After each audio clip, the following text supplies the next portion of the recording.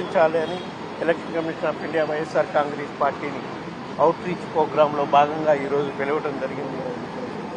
దాంట్లో భాగంగా మేము వైఎస్ఆర్ కాంగ్రెస్ పార్టీ తరఫు నుంచి నేను, మా పార్లమెంటరీ పార్టీ లోక్సభలో నాయకులు మిథున్ రెడ్డి, మాజీ పార్లమెంట్ సభ్యులు బెలాన్ చంద్రశేఖర్, వివిధ పార్టీ ఫంక్షనర్స్తో కలిసి ఎలక్షన్ కమిషన్ ఆఫ్ ఇండియా దగ్గర మీటింగ్ నిర్వహించడం జరిగింది. దాంట్లో 2024 ఎలక్షన్స్లో రాష్ట్ర వ్యాప్తంగా జరిగిన ఎలక్షన్స్లో ఈవీఎంల తీరుపై కొన్ని డౌట్స్ ఉన్నాయి. ఆ డౌట్స్ కొన్ని నివృత్తి చేయాలని అడిగాము. మరీ ముఖ్యంగా కొన్ని నియోజకవర్గాల్లో ఈవీఎంలకి వీవీప్యాట్లకి కంపారిజన్ చేయాలని కూడా అడిగాము. అవి మీరు చేయటం లేదు. దానిపై ఎలక్షన్ కమిషన్ ఆఫ్ ఇండియా ఇచ్చిన నామ్స్ ప్రకారము డబ్బులు కట్టినా కూడా ఈవీప్యాట్స్కి ఈవీఎం కౌంటింగ్కి మ్యాచింగ్ చేయడానికి కౌంటింగ్ జరపమంటే జరపట్లేదు అనే అంశంపై ప్రధానంగా డిస్కస్ చేయడం జరిగింది. ఇంకొక ప్రధాన అంశం బ్యాటరీ ఛార్జింగ్లు విషయంలో కూడా మా అనుమానాలు ఉన్నాయి ఈవీఎంస్ మీద అని చెప్పి అడగడం జరిగింది. పోలింగ్ కంప్లీట్ అయినప్పుడు బ్యాటరీ ఛార్జింగ్ 80% ఉంటే కౌంటింగ్కి వచ్చేసరికి బ్యాటరీ ఛార్జింగ్ 40 రోజుల తర్వాత బ్యాటరీ ఛార్జింగ్ మళ్ళీ 98% సందర్భాలు కొన్ని వాళ్ళ దృష్టి తీసుకురావడం జరిగింది.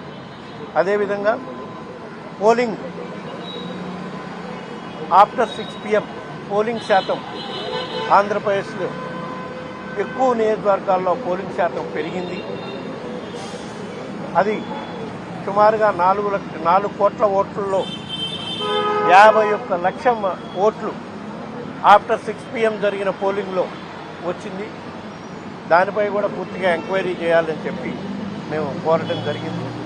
అదేవిధంగా కొన్ని పర్టికులర్గా మేము అడిగిన వాటన్నిటికీ వాళ్ళు ఎలక్షన్ కమిషన్ ఇచ్చి వాళ్ళు ఇచ్చే సమాధానం వాళ్ళు ఇచ్చారు. వీవీప్యాట్ల విషయంలో కౌంటింగ్ చేయడానికి లేదు అని వాళ్ళు చాలా నిర్బంధంగా చెప్పడం జరిగింది.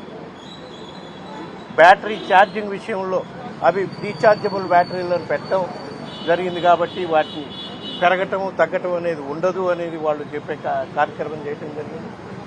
అదేవిధంగా 6 తర్వాత పోలింగ్ జరిగిన దగ్గర మెండుగా ఎక్కువ శాతం పోలింగ్ జరిగిన దానిపై వాళ్ళు పరిశీలిస్తామని చెప్పడం జరిగింది. నియోజకవర్గం వైపు డేటా తెప్పించుకుని ఇంకొక అంశం 2014, 2020 కన్నా రాష్ట్ర వ్యాప్తంగా కొన్ని నియోజకవర్గాల్లో పోలింగ్ సంఖ్య గణనీయంగా పెరిగింది. ఓటర్ సంఖ్య గణనీయంగా పెరిగిందని చెప్పి ఒక రాయచోటి నియోజకవర్గంలో ఎగ్జాంపుల్గా కూడా ఇవ్వడం జరిగింది. దానికి ఎలక్షన్ కమిషన్ ఇచ్చి చాలా సానుకూలంగా స్పందించారు. ఆ నియోజకవర్గం నుంచి ఓటర్స్ డేటా తెప్పిస్తామని చెప్పడం జరిగింది. అన్నిటికన్నా ముఖ్యంగా ఈరోజు ఎలక్షన్ కమిషన్లో జరిగిన దాంట్లో ప్రధానంగా ఈ ఓటర్ల పెంపు సంఖ్యని ఏ విధంగా అయితే ఇప్పుడు బీహార్లో స్పెషల్ ఇంటెన్సివ్ రివిజన్ జరుగుతుందో ఓటర్ల నమోదు, అదేవిధంగా ఆంధ్రప్రదేశ్ రాష్ట్రంలో కూడా చేయడానికి ఎలక్షన్ కమిషన్ ఒప్పుకుందని చెప్పి సందర్భంగా తెలియజేస్తున్నాం. ఇంకో ప్రధాన అంశం ఏవి అయితే ఈవీఎంలపై ఉన్న టెక్నికల్ డౌట్స్లో భాగంగా ఒక నియోజకవర్గం ఆంధ్రప్రదేశ్లో ఏ విధంగా పోలింగ్ ప్యాటర్న్ జరిగింది అనేది కూడా చెప్పడం జరిగింది. మరీ ముఖ్యంగా హిందూపూర్ నియోజకవర్గంలో పోలింగ్ నెంబర్ బూత్ నెంబర్ సహా కూడా ఇవ్వడం జరిగింది. Polling booth number 157, number 20 Hindupur assembly parliamentary కాన్స్టిట్యున్సీలో, పోలింగ్ స్టేషన్ నెంబర్ 28లో ఏ విధంగా పోలింగ్ ప్యాటర్న్ జరిగింది అనే దానివల్ల మాకు ఈవీఎంలపై అనుమానం ఉంది అని చెప్పి ఎక్స్ప్లెయిన్ చేయడం జరిగింది. వాళ్ళు దీనిపై క్షుణ్ణంగా దర్యాప్తు చేయిస్తామని కూడా చెప్పడం జరిగింది.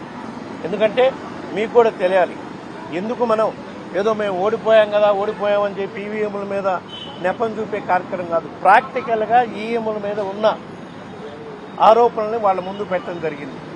దానికి వాళ్ళు కూడా ఈ హిందూపూర్ అసెంబ్లీ సెగ్మెంట్లో పోలింగ్ బూత్ నెంబర్ 28లో జరిగిన పోలింగ్ ప్యాటర్న్ వాళ్ళకి ఎక్స్ప్లెయిన్ చేసాం.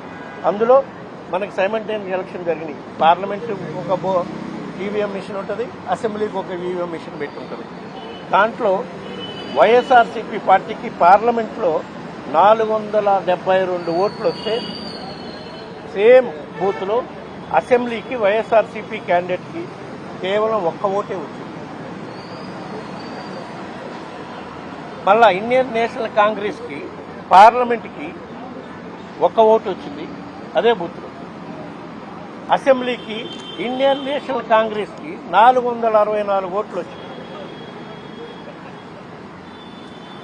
టీడీపీకి పార్లమెంట్లో 8 ఓట్లు వచ్చినాయి. పార్లమెంట్లో అసెంబ్లీకి కేవలం 95 వచ్చింది. ఎందుకంటే ఆంధ్రప్రదేశ్లో కాంగ్రెస్ పరిస్థితి ఎట్లా ఉందనేది మనకందరికీ తెలుసు. సో ఇంత ప్యాటర్న్, ఓటింగ్ ప్యాటర్న్లో అసెంబ్లీకి పార్లమెంట్కి డిఫరెన్స్లు ఉన్నాయి. పార్టీకి కూడా ఏ విధంగా ఇంపార్టెన్స్ ఉన్న పార్టీకి, ఇంపార్టెన్స్ లేని పార్టీకి ఏ విధంగా డిఫరెన్స్లు వచ్చినాయి. ఇందువల్లే మాకు ఈవీఎంల మీద అనుమానాలు ఉన్నాయి.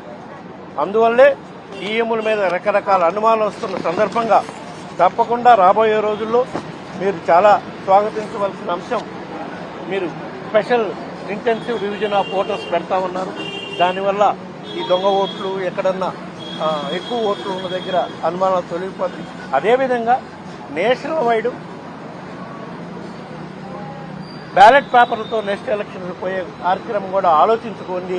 ఇది ఒక మా పార్టీ తరఫు నుంచి మీకు సూచన అని కూడా చెప్పడం జరిగింది. ఎందుకంటే ప్రపంచంగా ఉండే డెవలప్మెంట్ అవుతున్న దేశాల్లో భారతదేశం ఇప్పుడు భారతదేశం 4వ ఎకానమీ, డెవలపింగ్ ఎకానమీగా ఉంది.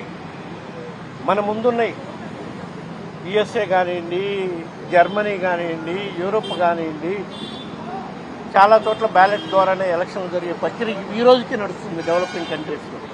సో మనం కూడా ఇది ఒకసారి పునరాలోచించి రాబోయే ఎలక్షన్స్ ఎప్పుడు జరిగినా బ్యాలెట్ ద్వారా జరిగితే పారదర్శకంగా ఉంటుందని ప్రజలు నమ్ముతారు అని ఇది వైఎస్ఆర్ కాంగ్రెస్ పార్టీ యొక్క అభిప్రాయం అని చెప్పడం జరుగుతుంది.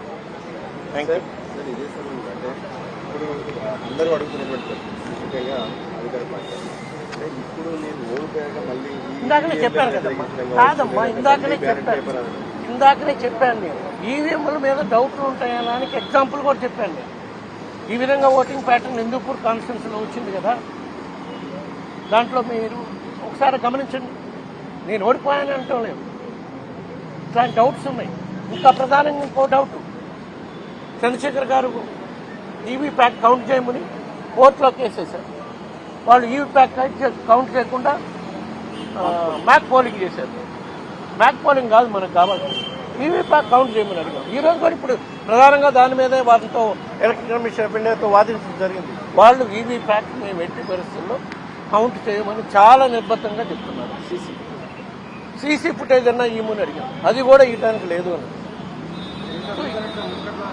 ఈ గైడ్ లైన్స్ అట్లా ఉన్నాయి మాకు, అంతే అండి. అదే దట్స్ వాట్, అందుకనే అడిగాం మేము.